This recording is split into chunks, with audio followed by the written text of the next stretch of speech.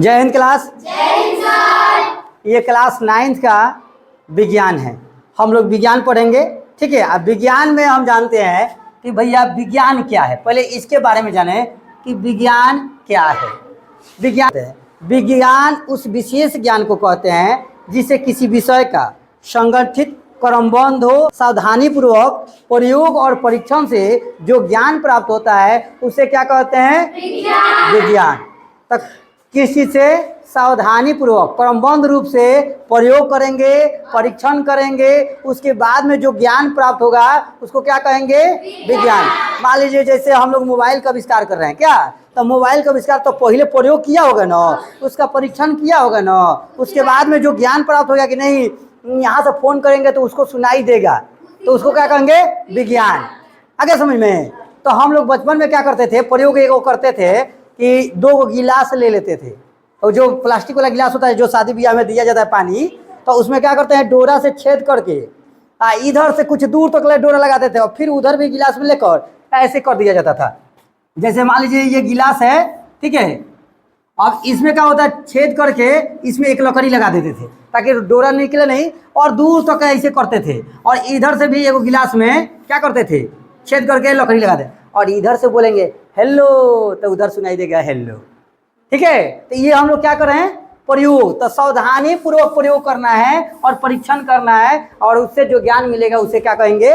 विज्ञान। विज्ञान को 3 भागों में बांट दिया गया है। एक आपका होता है फिजिक्स, एक होता है केमिस्ट्री, एक होता है बायोलॉजी, ठीक है। लेकिन हमें सिर्फ पढ़ना है क्या? अभी बायोलॉजी। क्या पढ़ना है? बायोलॉजी। यहाँ पर लिखा हुआ है जीव विज्ञान। बायोलॉजी क्या हिंदी क्या होता है? जीव विज्ञान। तो जीव विज्ञान में समस्त जितने भी जीवधारी हैं उसके बारे में ही हम अध्ययन करते हैं, उसको हम कहते हैं जीव विज्ञान। या ऐसे भी कह सकते हो, परिभाषा आप अपने अपने अनुसार से भी बता सकते हैं, ठीक है। कोई परिभाषा गलत नहीं होता है। जिसमें सभी सजीवों का अध्ययन करते हैं जीव विज्ञान। जीव विज्ञान को 2 शाखा में बांटा गया है। एक बांटा गया है जूलॉजी में और एक बांटा गया है बोटनी में। तो जूलॉजी और बोटनी में क्यों बांटा गया है? तो देखिए जूलॉजी जो है ये इसके पिता है अरस्तु। इसके पिता कौन है? अरस्तु। इसके पिता कौन है? अरस्तु। और बोटनी के पिता हैं थियोफ्रेस्टस, ठीक है।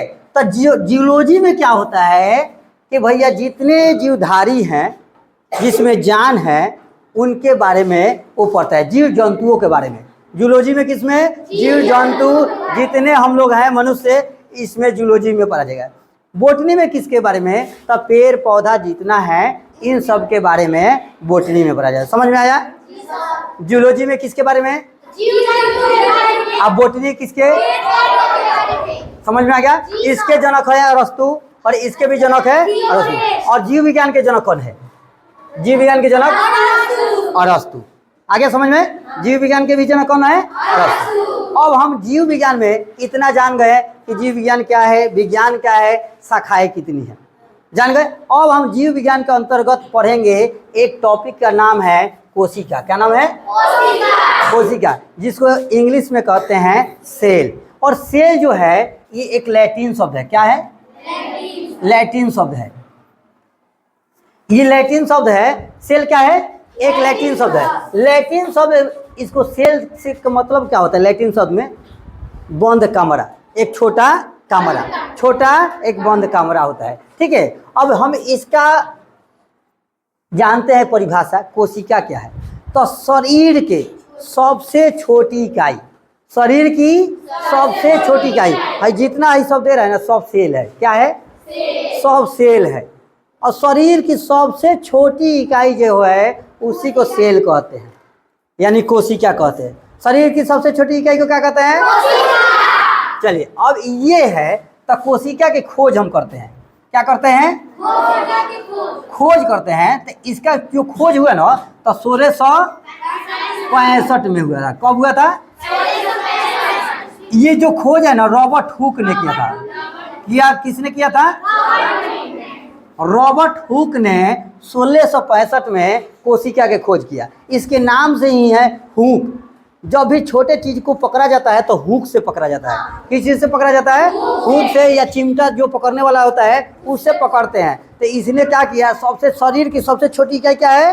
कोशिका। तो कोशिका का खोज करने के लिए भाई जो छोटा छोटा चीज से देखना पड़ेगा ना, सूक्ष्मदर्शी से देखना पड़ेगा, तभी ना दिखाई देगा।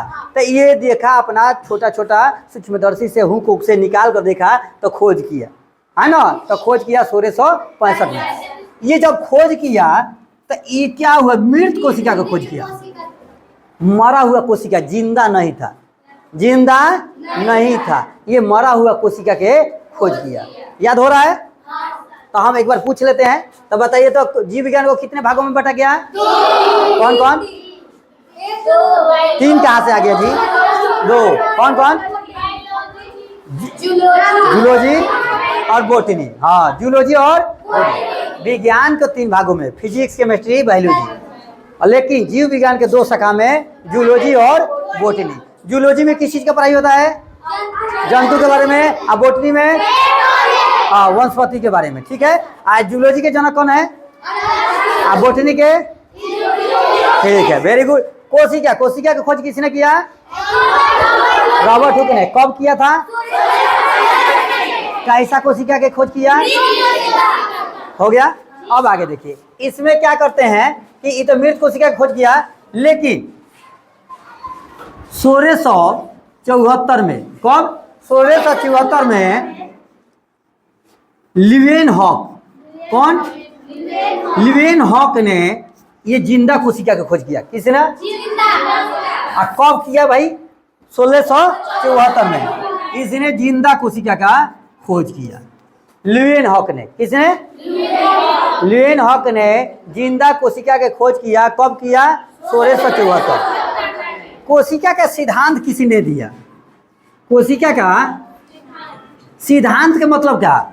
सिद्धांत के मतलब कि हमारा जो शरीर बना है ना, सब छोटे छोटे कोशिकाओं से मिलकर ही बना है। अगर कोई मारता है शरीर पर तो क्या होता है कि कोशिका वहाँ के मर जाता है, और मर जाता है तो वहाँ काला हो जाता है। जैसे आप गिरते हैं, आई गिरा, बाप रे चोट लग गई, अब 1 दिन के बाद में क्या होता है? काला काला हो जाता है, हो जाता है ना, काला काला हो जाता है। इसके मतलब कि वहाँ के कोशिका मर गया। तो कोशिका मर जाता तो धीरे धीरे कोशिका के निर्माण होता है, तो फिर वहाँ पर जैसे था वैसे हो जाता है।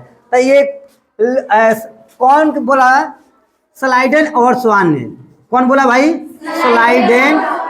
स्लाइडेन एवं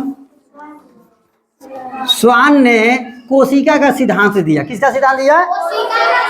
इन्होंने ही बताया कि हमारा शरीर जो है छोटे छोटे कोशिकाओं से मिलकर बना होता है। जहाँ चोट लगता है तो क्या होता है? काला हो जाता है, यानी कोशिका मर जाता है, उसको टूट जाता है, विभाजन हो जाता है, और धीरे धीरे फिर पुनः निर्माण होता है, तो वहाँ पर ठीक हो जाता है। ठीक है, स्लाइडन एवं स्वान ने दिया था। अब हम पूछेंगे कोशिका के बारे में कि भैया जानवर में और इंसान दूगो होते हैं, दोनों में कोशिका होता है, उन लोगों का भी कोशिका से निर्माण होता है। तो जानवर जो होता है, कौन? जानवर। जानवर में सबसे छोटी कोशिका क्या होता है? हाँ, माइक्रोप्लाज्मा। क्या होता है? माइक्रोप्लाज्मा। ठीक है, माइक्रोप्लाज्मा का सबसे छोटी कोशिका है। लेकिन अगर 12 में पूछे ये क्या जानवर में छोटी, क्या छोटी हो गई? छोटी का हो गई माइक्रोप्लाज्मा। लेकिन बड़ी में क्या होगा? शुतुरमुर्ग की अंडा। शुतुरमुर्ग देखे हैं? झूठ मूठ के देखा कौन नहीं है?